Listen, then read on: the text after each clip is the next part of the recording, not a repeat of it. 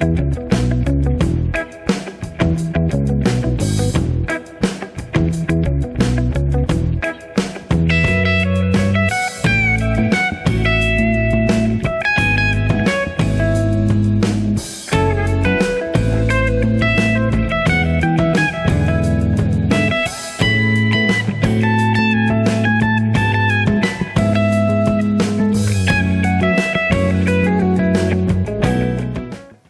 everybody, today I'm going to do just how I do a simple Greenstuff mold for small parts. Now this is a really basic mold making technique. Mold making can kind of get quite a bit more advanced on techniques and ways of doing things, and this is just for really small pieces, and it's a really quick, easy way that I have gotten success that I enjoy as far as being able to duplicate pieces. So here I have a sprue of a Games Workshop boar head and tail sprue, and unfortunately between having used boars that I've purchased that the tails have been lost, and then also even in some cases I had gotten some new boxes actually where they missed one of these sprues and I didn't get the tail.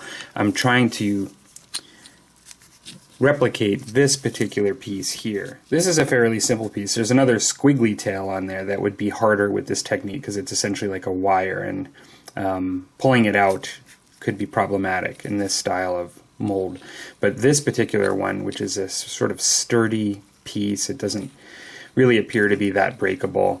When pulling it out of the mold, should be very easy. For those of you that are watching this video that are into wargaming, you likely need no explanation of what Greenstuff is.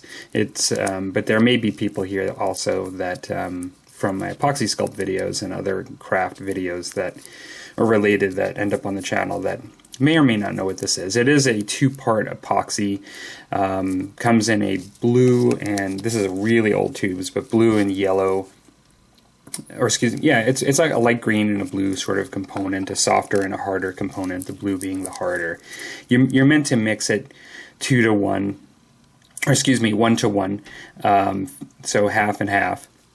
Although some people at times for their purposes will vary that to make it to be a bit softer in some cases to work with, and in some cases a bit stiffer. So I did mix this 1 to 1, yeah, it cures, you know. You generally want to give it a day, like full 24 hours to totally cure.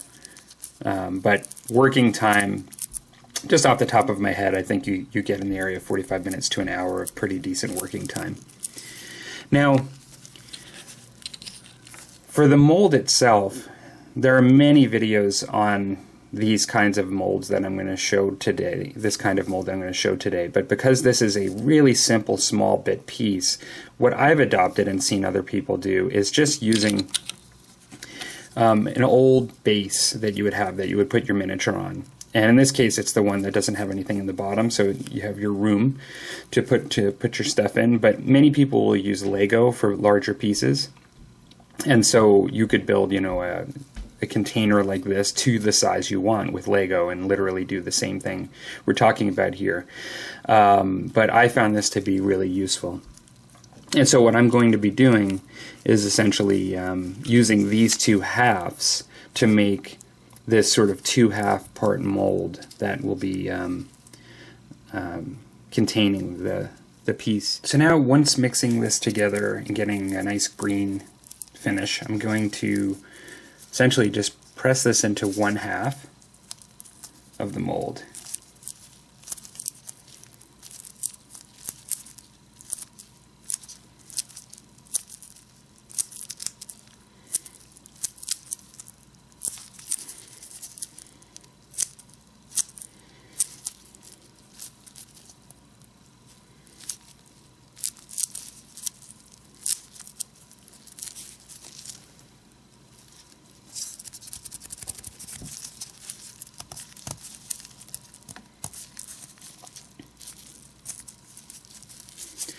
So this is filled halfway.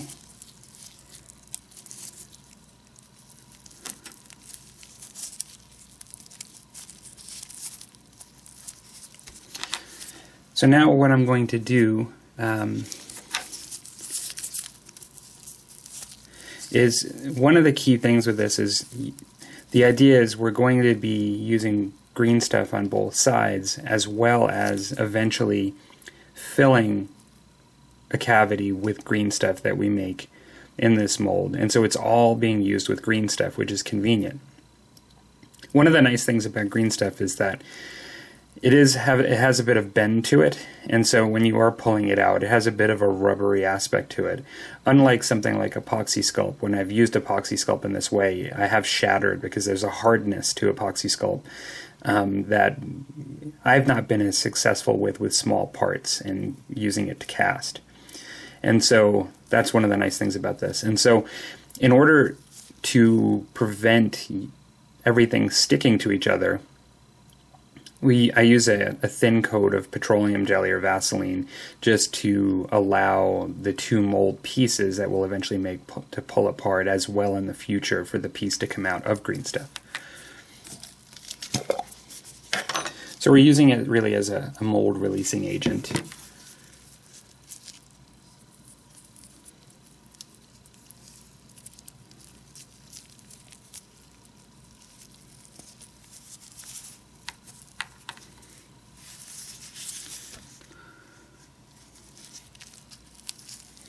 So now what I'm going to do is just put this in the center, and I'm essentially going to want to do my best to get it about halfway into the model.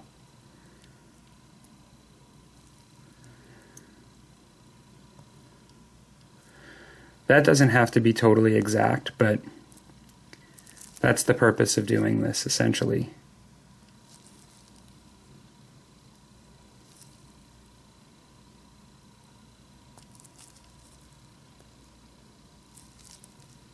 So that looks pretty good to me.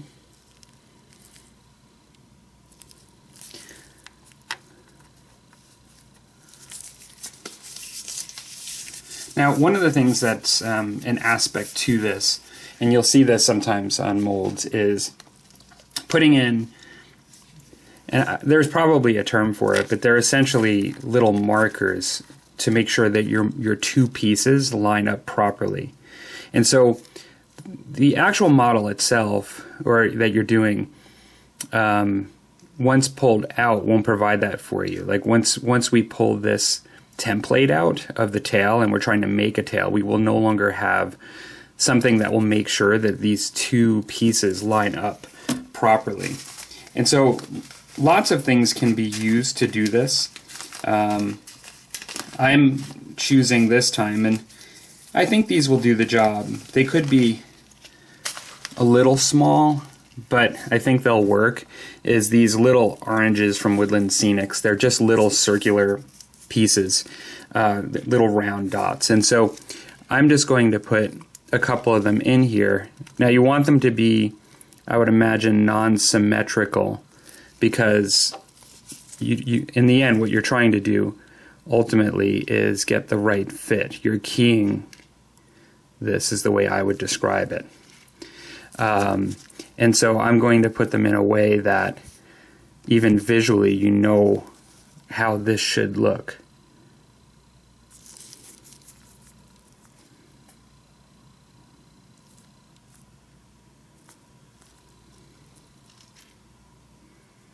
And like I said, I mean, something like a little BB, metal BB, if anybody still has those. Something just round is often what I see, but that's not to say you can use another kind of shape.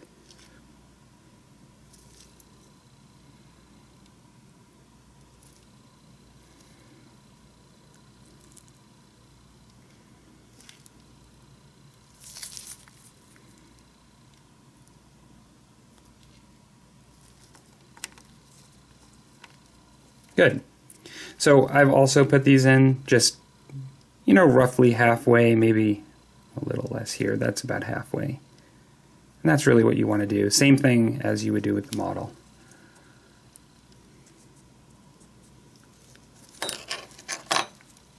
And so now what I'm going to do is I'm going to allow this to cure for 24 hours. And I'll be back. Hey everyone, so I am back the next day, just getting ready to make my other side of this mold. And so I've already prepared my Greenstuff. And so I'm just going to put it in here. Nothing really to show. It looks pretty much the same as yesterday from the first mold.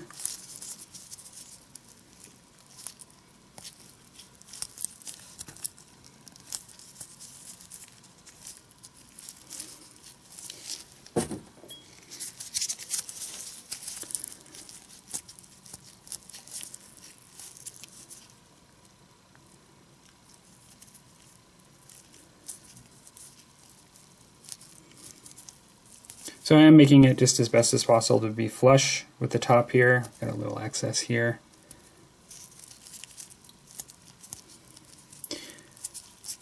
And now I am just going to put a little bit again of petroleum. I don't want this. This sometimes will stick together a little bit when pulling it apart at the end, but like it'll feel hard to pull apart. But when you actually put this petroleum in between, it actually makes it so it will pull apart. And so I'm just going to squeeze these together. Now, theoretically speaking, both the half part that I have exposed as well as the orange dots should be above, you know, the green stuff, essentially their tops, and they should make indentations and impressions into the new one here, the new mold I'm making.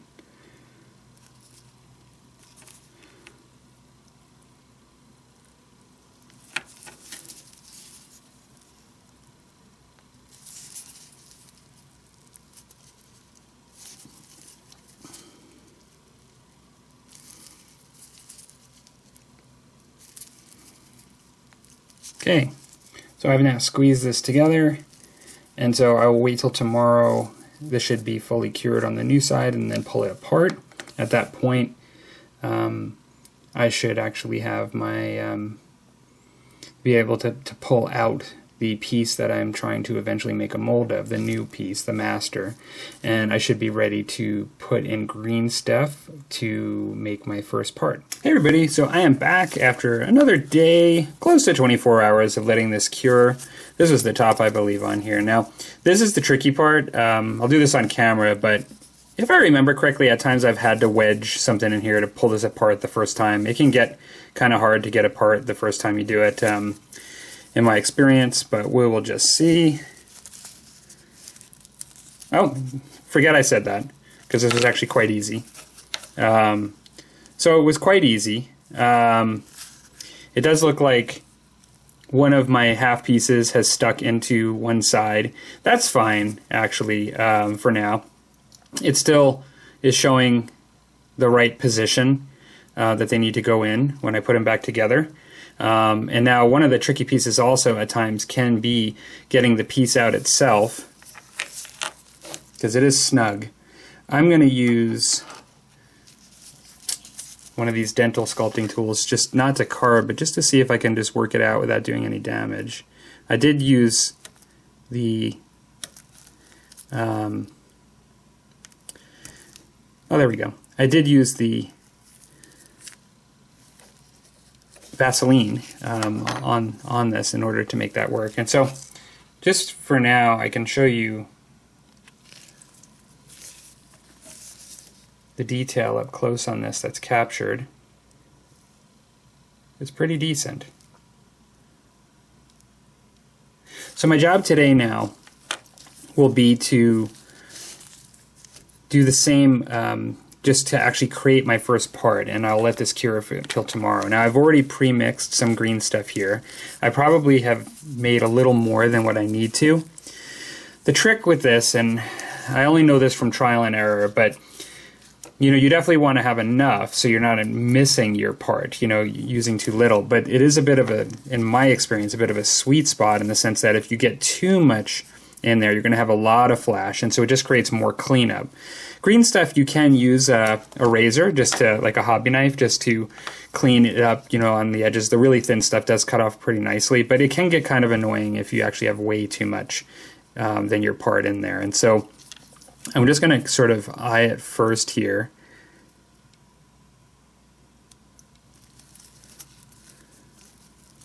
I always tend to make a little more than I need to. Now, before I do that, I'm just going to use, you don't have to use this, but I'm just going to use a little sculpting silicone tool to just dab in a little bit more Vaseline into, not too much because I don't want to goop too much in there and risk potentially affecting it. But by pressing, it should give me enough pressure down that it would cause any Vaseline to be displaced out everywhere it needs to go. I'm just going to kind of coat it a little bit more in there just so I can make sure I can get this part out.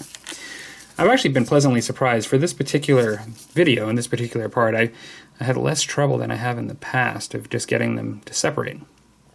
It's actually worked pretty well. And so now that I've done that, I will try to get what I need in here.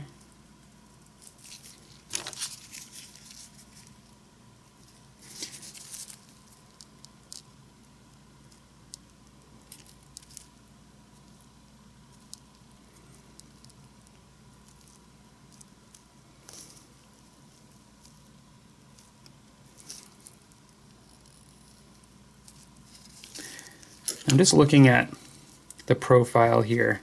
Sorry if I'm off camera there. I'm just looking at the profile here of how much I'm above the piece, and then just how much I have to fill.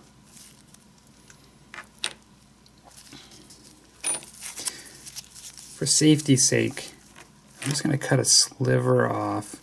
Some of this is trial and error, and it's just really at this point, as long as you're putting enough in to make sure that you cover it, at this point it's just determining how much extra you're going to have.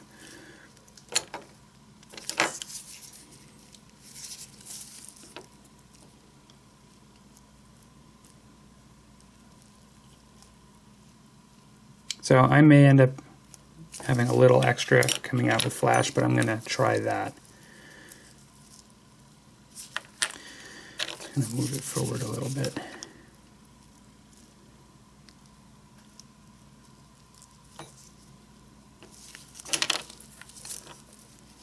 Okay, so I've got my two pieces here. Even if my orange was on the bottom here, you would see that they have the clear delineation of where they need to go. And I've got, I'm looking at it through the camera here, and I still got it reversed, despite everything I said there. There we go. That's correct.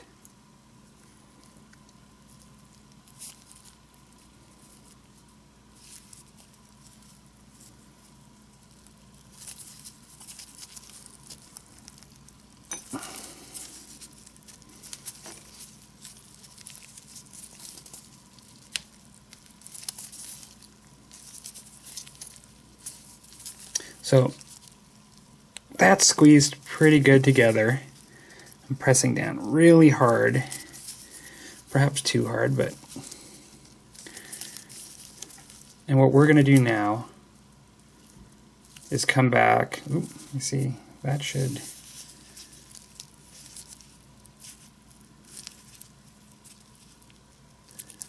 That fits pretty snug.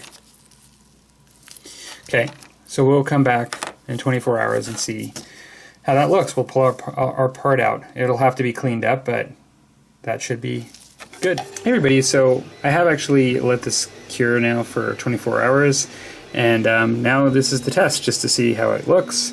I'm expecting there might be a little bit of flash in here. Let's just see how it pulls apart.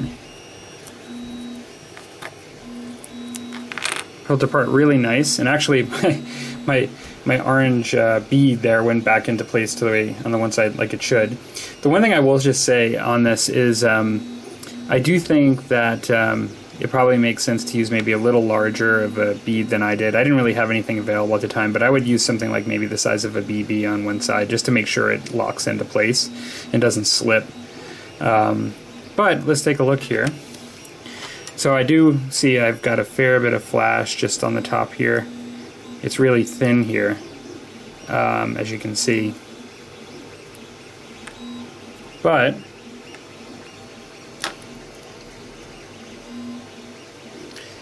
see if I can get in close here. I will come back and I will clean this up and then come back. But as you can see, the detail is pretty decent, actually. And so just give me a minute. I'm going to come back and just clean this up. So I've just done a quick cleanup just so you can see the actual, the new cast. And yeah, like it could still probably use a little bit more cleaning up, but to be honest, I think you should be able to see the detail pretty decently. I don't think that Greenstuff's necessarily the absolute best 100% medium, you know, to do things, but it's really accessible and really simple to do. I mean, this is about as simple as it gets as far as making new casting of pieces. Now this piece, this tail is fairly thin, and because it's in Greenstuff at the proportion that I did, which I think was close to the recommended, it's kind of flexible. So let me see if I can show it here, but there is a certain amount of flexibility that you're not going to see with plastic, as plastic would just break. Where this has some flexibility. Now, what I could do actually to change that a bit is to just add a little more blue and a little less green. It'll make it harder, and of course, in turn, the risk is a little more brittle. But that's the same thing with plastic, as it breaks. You know, it's hard, but it breaks. And so, yeah, this really suits me well. I mean, rather than for those folks that are into collecting old miniatures and you're trying to get bits, sometimes people will sell stuff for ridiculous amounts of money for little bits, trying to find things and paying shipping and all this stuff for just something like this. No, I think I'll just put this on the on the tail. I mean, I think that works just fine for me. So for those of you that have never done this before, hopefully this is helpful to start maybe trying to create little casts of things like on tails in particular. There is lots of information on YouTube and other ways to do this, and I do appreciate all comments of advice and other ways that people like to do their casting. And but this is, like I said, just a really straightforward, quick way to do this. All right, take care, everybody.